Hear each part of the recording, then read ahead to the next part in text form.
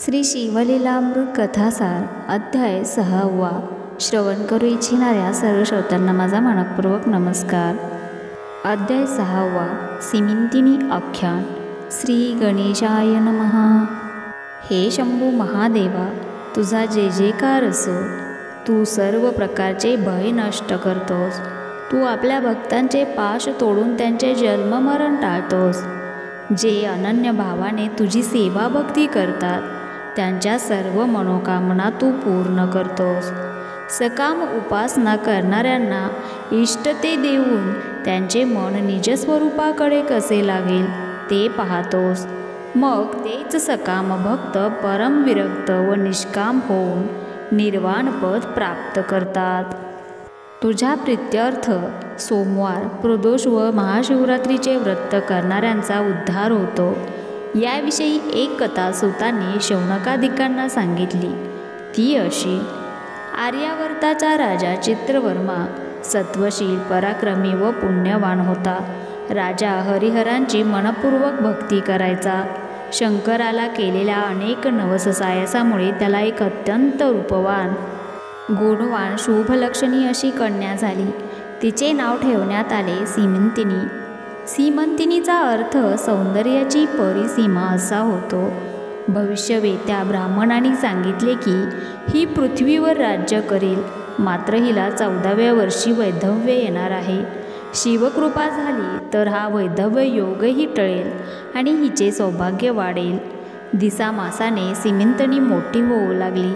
तिच्या वाढत्या वयाबरोबर राजाची चिंताही वाढत होती. एके दिवशी सीमंतिनी आपल्या सख्यांबरोबर गप्पागोष्टी करीत असताना एका सखीने तिला तिच्या भविष्यातील वैधव्य योगाविषयी माहिती दिली. हे ऐकून सीमंतिनीला मोठा धक्का बसला. मार्गदर्शन मिळवण्यासाठी तिने याज्ञवल्क्य ऋषींची पत्नी मैत्रेयी हिची भेट घेतली आणि तिला स्वतःबद्दलचे भविष्य कथन केले. मैत्रेयीने सीमंतिनीला सोमवार व्रताचा सर्व विधी नीट समजावून सांगितला.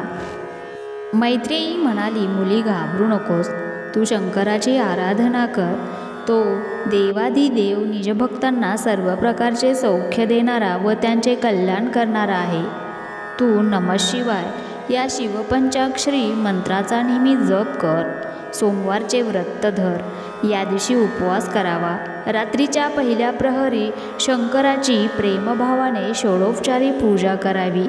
ब्राह्मण दाम्पत्यांची पूजा करून त्यांना भोजन द्यावे. तुझ्यावर दुःखाचे डोंगर कोसळले तरी व्रताचरण सोडू नकोस. या व्रताचा कंटाळा करू नकोस. कष्ट होतात, अपेक्षित फल लवकर प्राप्त होत नाही, म्हणून व्रतनिंदा करू नकोस. तो आपले कल्याण करणारच. या दृढ श्रद्धेने व्रताचरण कर. पूजनरूपी सेवाभक्तीची फलश्रुती. कथेच्या ओघात विषयाला अनुसरून सूतमुनींनी श्रोत्यांना शिवपूजनाविषयी काही महत्त्वाच्या गोष्टी सांगितल्या. शंकराला अभिषेक केल्याने पापांचा नाश होतो. शंकराची पूजा केल्याने सुखसमृद्धी लाभते. शंकराला गंधाक्षता, सुवासिक पुष्पमाला अर्पण केल्याने सौभाग्य वाढते. शिवापुढे दीप लावल्याने वंश परंपरा अखंड राहते. शिवनाम जपाने महासिद्धी मिळते. शिवचरित्रपर कीर्तन श्रवण केल्याने संकटे व व्याधी यांचे निरसन होते. शिवापुढे नृत्य केल्याने तो निजकृपेने मुक्ती देतो. शिवरंजन करण्यासाठी चतुर्विद्य वाद्य वाजवली तर कंठ मधुर होतो. शिवाला सर्व प्रकारचे अलंकार अर्पण केल्याने सर्वत्र जय होतो. ही वर्णने केलेली सर्व पुण्यफले एका ब्राह्मणाला शिवस्वरूप मानून त्याला भोजन देऊन संतुष्ट केल्याने प्राप्त होतात. पूजनाने मन निर्मळ होते. नित्य सत्कर्माची सवय लागते. सर्व देवता या शिवाप्रमाणेच भक्ताचे कल्याण करणाऱ्या आहेत, म्हणून घरातील देवांची दररोज पंचोपचारे पूजा करावी. सीमंतिनी निष्ठेने सोमवारचे व्रत करू लागली.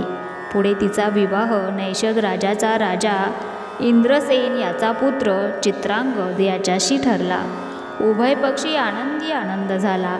तिकडे सीमंतिनी सोमवारचे व्रत मनपूर्वक करीत होती. मैत्रेयीने सांगितले त्यापेक्षा अधिक करीत होती. ती प्रत्येक आठवड्यास 1100 दाम्पत्यांचे पूजन करायची. आपल्या व्रताचरणात कोणत्याही प्रकारचे न्यून राहू नये म्हणून ती विशेष काळजी घ्यायची. सिमिंतिनीच्या विवाहप्रित्यर्थ चित्रवर्म्याने मोठा आनंदोत्सव केला. अपार दानधर्म करून ब्राह्मणांना व याचकांना संतुष्ट केले. विवाहानंतर सासरी गेल्यावरही सिमिंतिनीची शिवाराधना सुरू होती. लग्नानंतरचे दिवस खूप आनंदात गेले. दिवाळीच्या निमित्ताने चित्रवर्म्याने आपल्या मुलीला व जामात्याला सन्मानपूर्वक बोलावून घेतले. एके दिवशी राजपुत्र चित्रांगद शिकारीस गेला असता यमुना काठी त्याला एक सुंदर नौका दिसली. मृगया थांबवून तो नौका विहारास निघाला. थोड्याच वेळा जोराचा वारा सुटला. त्यामुळे उसळलेल्या लाटांमध्ये नौका उलटली व राजपुत्र यमुनेत बुडाला. खूप शोध करूनही तो सापडला नाही. हे ऐकून सिमिंतिनी शोकाकुल झाली. दूतांकडून हे वृत्त कळताच इंद्रसेन पत्नीसह त्वरेने आर्यावर्तास आला. सिमिंतिनीसह समस्त राजपरिवार जमिनीवर गडबडा लोळत अश्रू ढाळत होता. चित्रांगदाची आई लावण्यवती ही अपार शोक करत होती. प्रधान व ज्येष्ठ आप्त यांनी त्या सर्वांचे कसेबसे सांत्वन केले. चित्रवर्मा सिमिंतिनीला घेऊन आपल्या नगरात परतला. शोक व्याकुळ इंद्रसेन आपल्या पत्नीसह नैषददेशी परत निघाला. तिकडे इंद्रसेन पुत्रशोकाने खचलेला आहे असे पाहून त्याच्या भाऊबंधांची बुद्धी फिरली. त्यांनी राजाच्या अनुपस्थितीत त्याचे राज्य बळकावून त्याला पत्नीसह बंदिवासी केले. सिमिंतिनीच्या दुःखाला अंतच नव्हता. पण त्याही परिस्थितीत तिने मैत्रेयाच्या सांगण्यानुसार सोमवारचे व्रत चालूच ठेवले. ती अहोरात्र शिवनामाचा जप करू लागली. अशी 3 वर्ष लोटली. इकडे यमुनेत बुडालेला राजपुत्र चित्रांगद नागलोकी पोहोचला. नागराजा तक्षक याने चित्रांगदाला त्याची हकीकत विचारली. ती ऐकून तक्षक राजाला वाईट वाटले. तक्षकाने चित्रांगदाला तो कोणत्या देवाची भक्ती करतो असे विचारले. तेव्हा चित्रांगदाने आपण शिवभक्त असल्याचे सांगितले. चित्रांगद म्हणाला, ज्याने इच्छामात्रे प्रकृती व पुरुष निर्माण केले, अनंत ब्रह्मांडे रचली, तो सनातन आदिपुरुष म्हणजे सदाशिव.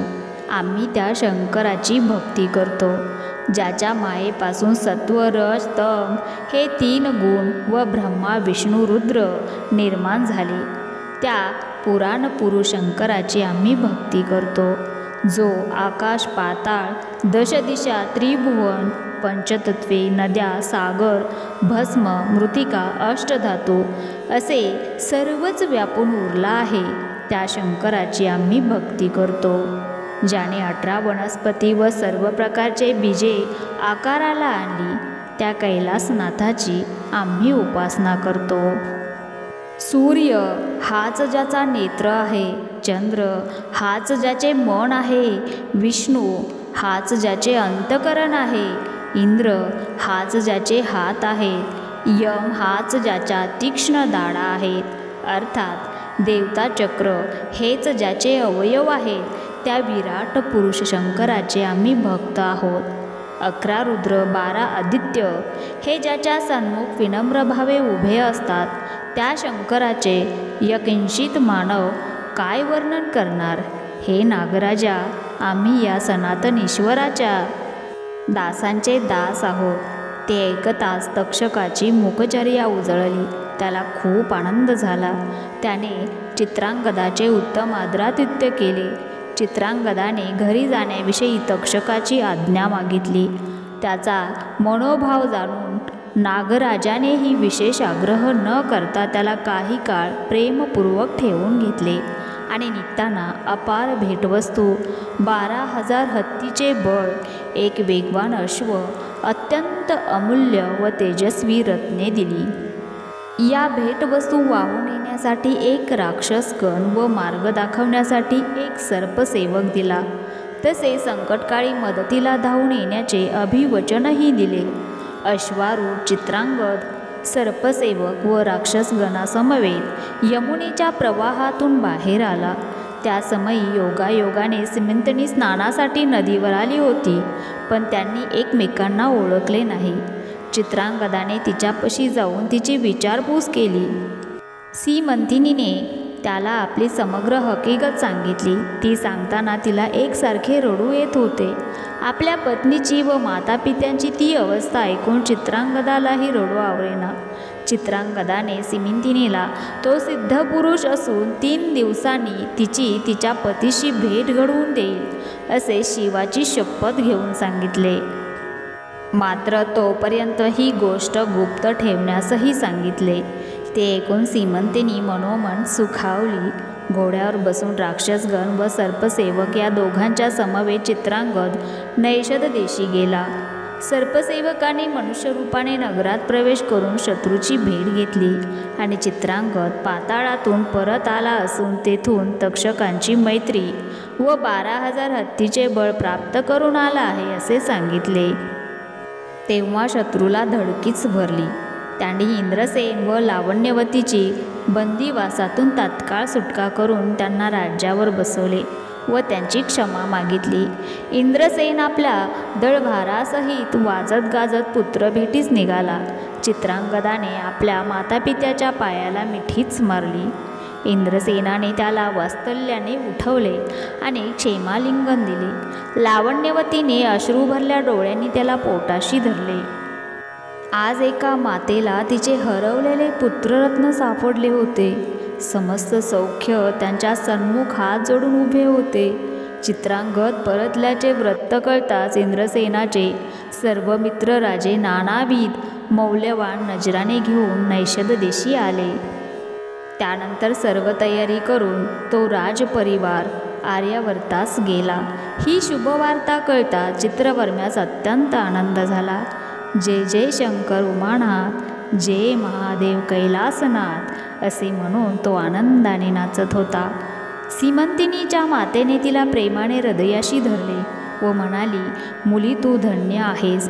नियतीने भयंकर आघात करूनही शिवचरणांना अंतर दिले नाहीस. सोमवारचे व्रत निष्ठेने करीत राहिलीस म्हणून शंभू महादेवाच्या कृपाप्रसादाने हा प्रसन्न सुदिन पाहावयास मिळाला. तुझा ऐश्वर्य वृक्ष काही काळ तुटून गेला होता, तो आता जोमाने वाढेल, चहूकडून बहरेल. तुझे सौभाग्य अखंड राहील. त्या शिवप्रभूची लीला अगाध आहे. तो आपल्या भक्तांचे सर्वत्र रक्षण करतो, त्यांचे कल्याण करतो याची प्रत्यक्ष अनुभूती आली. सीमंतिनीने 11 लक्ष दापन त्यांची पूजा केली. शंकराला 11 लक्ष बिल्वदले वाहून शिवमंदिरात 11 लक्ष दीप लावले. सर्वांनी तिच्या शिवभक्तीचे व व्रतनिष्ठेचे भरभरून कौतुक केले. इंद्रसेन व लावण्यवतीने सीमंतिनीला सौभाग्याचे आशीर्वाद दिले. पृथ्वीवर कधीही न आढळणाऱ्या अशा कितीतरी बहुमूल्य भेटवस्तू चित्रांगदाने चित्रवर्म्याला दिल्या. या शुभप्रसंगी देशोदेशीच्या अनेक राजांनी चित्रांगदाला उत्तम आहेर दिले. काही काळाने चित्रवर्म्याने चित्रांगदाला राज्यावर बसवले व तो दीर्घ तपश्चर्या करण्यासाठी अरण्यात निघून गेला. पुढे शंकराला प्रसन्न करून घेऊन शिवकृपेने तो शिवलोकी गेला. चित्रांगद व सीमंतिनी यांना 8 पुत्र झाले. ते सर्व आज्ञाधारक व पित्याप्रमाणे सद्वर्तनी व पराक्रमी होते.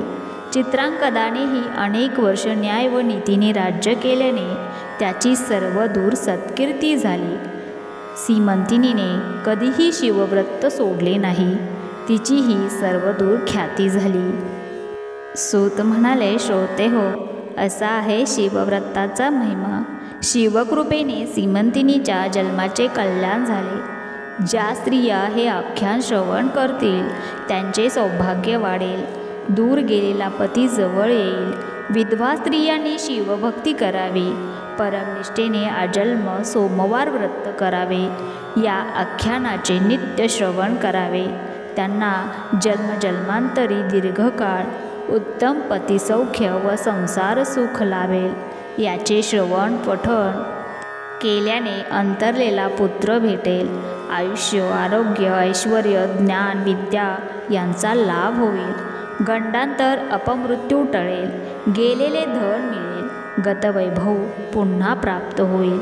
शत्रू पराजित होतील. सर्व इष्ट कार्य सिद्धीस जातील. भक्तिभाव हाच माघमास.